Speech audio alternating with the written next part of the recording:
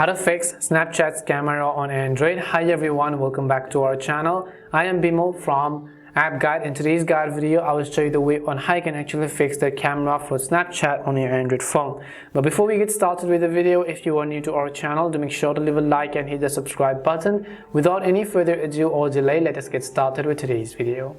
Now, the camera app could be dysfunctioning on your Android for multiple reasons, and one of the most primary reasons is because the Snapchat app on your Android phone is lacking the camera permissions. So in order to give Snapchat the camera permissions, we're going to first of all go ahead and then open up settings.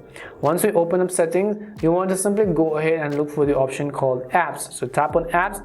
As you tap on apps, you'll see all these options, and over here just look for Snapchat. If you don't find Snapchat, you can also use a search box at the top and then simply type in Snapchat over here and you'll see the app. So open it up. Now before we do anything else, I would recommend you to come down to the storage tab and then clear the cache files.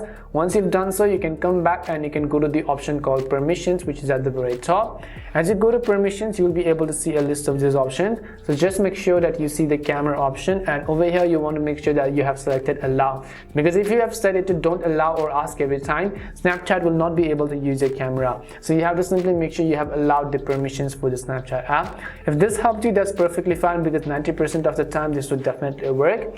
If it doesn't, then you can simply open up your respective app store and check if there are any type of updates available for Snapchat. So go ahead and then type in Snapchat over here, and if you see an update button there next to the Snapchat app, I want you to actually update the app to the latest version. What updating does is that it is going to get rid of all of the bugs and features which existed in the previous version of the application.